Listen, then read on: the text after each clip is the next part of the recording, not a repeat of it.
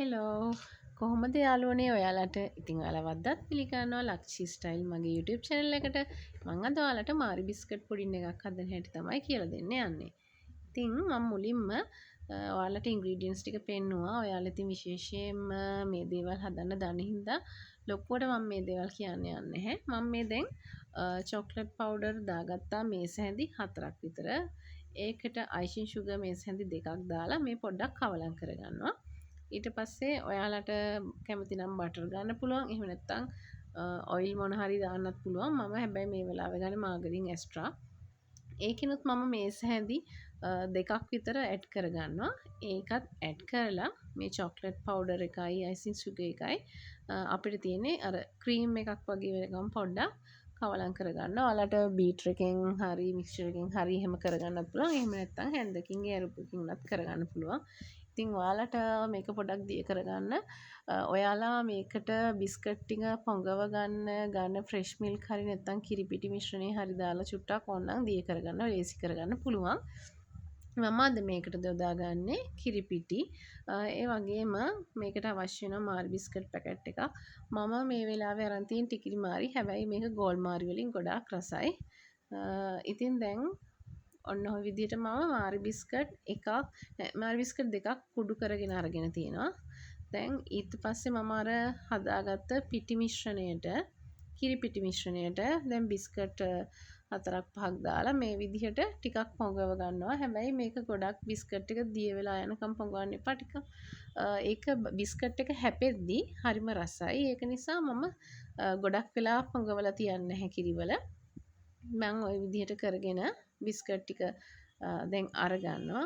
අරගෙන ඊට පස්සේ අපිට පුළුවන් මේ අපි දැන් මේ බිස්කට් පුඩින් එක හදාගන්න ට්‍රේ එකේ අතුර ගන්න ඔන්න ඔය විදිහට මම ට්‍රේ එකට ලන්ච් ෂීට් එකක් දාලා තියෙනවා. ඒ කියන්නේ එතකොට මට ඒක කපා ගන්න කරගන්න ලේසි නිසා තමයි මම මේ විදිහට දාන්නේ. ඉතින් ওই විදිහට මාරි බිස්කට් වලින් ලේයර් එකක්ම හදා ගන්නවා ෆස්ට් ලේයර් එක. මම නම් ගොඩක්ම කැමති ගෝල් මාරි වලින් හදන්නේ. මේ වෙලාවේ මං ගාව තිබුණ නැති නිසා මම ටිකිරි මාරි තමයි දාන්නේ. ගොඩක් වෙලාවට මේ බිස්කට් පුඩින් එක මාරි බිස්කට් වලින් තමයි රස. වෙන බිස්කට් වලට වඩා ඒ රස හොඳයි. මම එක සැරයක් මිල්ක් ෂෝට් කේක් බිස්කට් වලින් හැදුවා. ඒක මට නම් මාරි බිස්කට් තරම් රස නැහැ.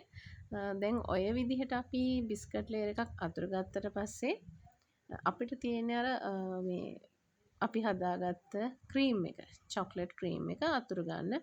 මම මේ වෙලාවේ ගොඩාක්ම මෙතන සීනි පාවිච්චි කරන්න තු අයිසිං සුගර් දැම්මත් මම මේ වෙලාවේ ගොඩාක් චොක්ලට් ලොකුවට ලේයර් එකක් දාගන්නේ. බිස්කට් වල පොඩ්ඩක් තැවරිලා දැවටිලා යන්න විදිහට විතරයි පොඩ්ඩක් ඔන්න ඔය විදිහට අපි අතුරු ගන්න. මේක මේ චොක්ලට් ක්‍රීම් එක වලට කුකින් චොක්ලට් පාවිච්චි කරලා ලිපේ තියලා ඒ විදිහට මෙල්ට් කරලා එහෙම හදාගන්නත් පුළුවන්. හැබැයි මම මේ දැන් හදන්නේ හරිම ලේසි විදිහට මාරි බිස්කට් පුඩින් එක හදන විදිය.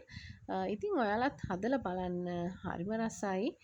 ඒ වගේම ඔයාලා තාමත් මගේ YouTube channel එක ලක්ෂී ස්ටයිල් subscribe කරලා නැත්නම් subscribe කරගෙන යන්න. ඊට පස්සේ bell icon එකත් click කරන්න. all click කරාම ඔයාලට මගේ අලුත් videos බලා ගන්න පුළුවන්. ඉතින් එහෙනම් ඔයාලා හැමෝටම ආරාධනා කරනවා මගේ YouTube channel එකට එකතු වෙන්න කියලා. එකතු වෙලා මට ලස්සන කමෙන්ට් එකක් දාන්න. ඊට පස්සේ අපි දැන් චොක්ලට් ක්‍රීම් දාගත්තට පස්සේ ආයෙත් අපිට බිස්කට් ලේයර් එකක් වැහෙන්න දාගන්න පුළුවන්. ඊට පස්සේ නැවතත් අර කලින් වගේම බිස්කට් ලේයර් එක දැම්මට පස්සේ චොක්ලට් ක්‍රීම් එක මෙන්න මේ විදිහට මම දැන් වක් කරගෙන යනවා. ඔයාලට මෙහෙම දෙයක් කරන්න පුළුවන්. කජු රට කජු ඒවා උඩට යොදා ගන්න පුළුවන් කැමති නම් වියලි මිදි උනත්. ඒ වුණාට මං ගාව මේ වෙලාවේ ඒවා තිබුණේ නැති නිසා මම අර කුඩු කරගත්ත බිස්කට් දෙක අන්න ඒක මම මේ චොක්ලට් ලේයර් එක අන්තිමට දැම්මට පස්සේ ඒක උඩින් දාගන්න තමයි හදන්නේ. ඉතින් ඔයාලගේ මාරි බිස්කට් ප්‍රමාණය වැඩි වෙන තරමට චොක්ලට් ක්‍රීම් ටිකත් ඔයාලා වැඩි කරගෙන පොඩිම ප්‍රමාණය ඔයාලට කැමති විදිහට වෙනස් කරගන්න පුළුවන්. ඉතින් මම මෙතනදී යොදාගත්තේ ග්‍රෑම් 400 පැකට් එකක්. මේක ඔයාලට ඕනනම් අර බිස්කට් එකේ කෑලි කඩලා එහෙම දාලා මේ මික්ස්චර් එක හදලා එහෙම හදන්නත් පුළුවන්. ඒත් මම නම් හරි මාසයි මේ බිස්කට් පිටින් එක දාලාම හදලා කන්න. එතකොට අර වෙනම රසක් තියෙනවා ඒ ලේයර්ස් ටික ඔක්කොම වෙනම මේක සෙට් වුණාට පස්සේ කනකොට බිස්කට් එකයි ක්‍රීම් එකයි අතර ඒක නිසා මම නම් ආසේ මේ විදිහට හදන්න. ඉතින් ඔයාලත් මේ විදිහට හදලා නැත්නම් හදලා බලන්න. මොකද ලොකු වෙලාවක් යන්නේ අවශ්‍ය බඩු ටික ළඟට ගත්තාම ඇත්තටම විනාඩි 10කින් වගේ හදලා ඉවර කරන්න පුළුවන් හැමදේම ළඟ තියෙනවා නම්. ඔය විදිහට හදාගත්තට පස්සේ ඔයාලට තියෙන ඉතින් මේක සෙට් වෙන්න ෆ්‍රිජ් එකේ දාන්න. සෙට් වුණාට පස්සේ ඉතින් ඔයාලට රස බලන්න පුළුවන්. දැන් ඔය මම අන්තිම හරිය තමයි කරගෙන යන්නේ. ඉතින් ඔන්න ඔහොම ක්‍රීම් ටික ගා ගන්නවා.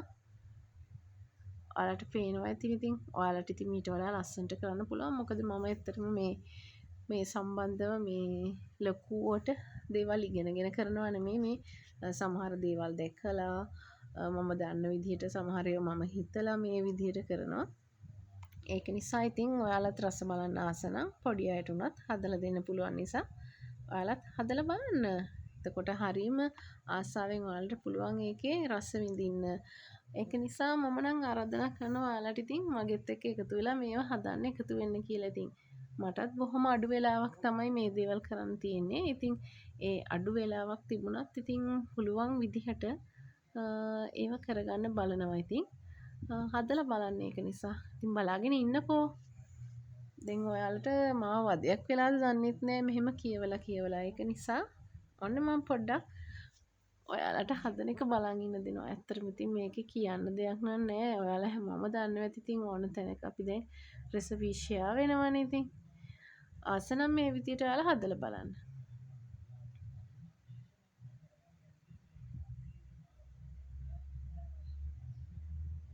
කලින් වගේම ඔහොම ලස්සනට අතුරුගෙන යන්න. ඒක ලස්සනට ඉතින් අර කොටු හැඩයට අපිට මේක කපා ගන්න පුළුවන්. එතකොට බිස්කට් එකේ රවුම පිටින්ම එනවනේ.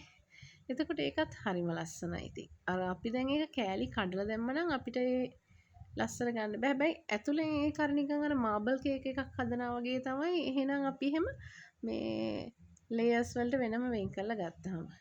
ඉතින් මේ තියෙන්නේ දැන් ෆයිනල් ලුක් එක ගන්න විදිහ. ඔය මම කුඩු කරගත්ත බිස්කට් කුඩු ටික පොඩ්ඩක් වටේට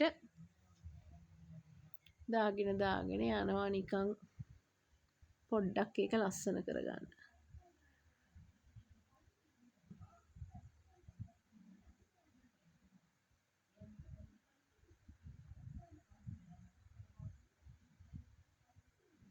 ඔයාලට ඒක කැමති විදිහකට ඩෙකොරේට් කරගන්න පුළුවන්. ඉතින් ඔයාලා ගාව චෙරි එහෙම තියෙනවා නම් ඒව තියාගන්න පුළුවන්. නැත්තම් මොකක් හරි අයිසින් මිශ්‍රණයක් හදලා ඕනනම් උඩට ඒ විදිහට සරස ගන්න පුළුවන්.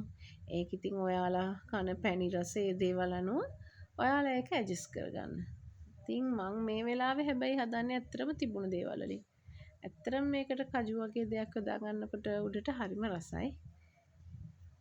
ඉතින් ඔයගලන්ට හිතෙන ඇති ඇත්තටම දැන් මේ කජුද තියෙන්නේ කියලා. නෑ මේ තියෙන්නේ මාරි බිස්කට් කුඩු කරගෙන දාගෙන උඩට. ඔයාලා එහෙම හදලා නැත්තම් හදලා බලන්න.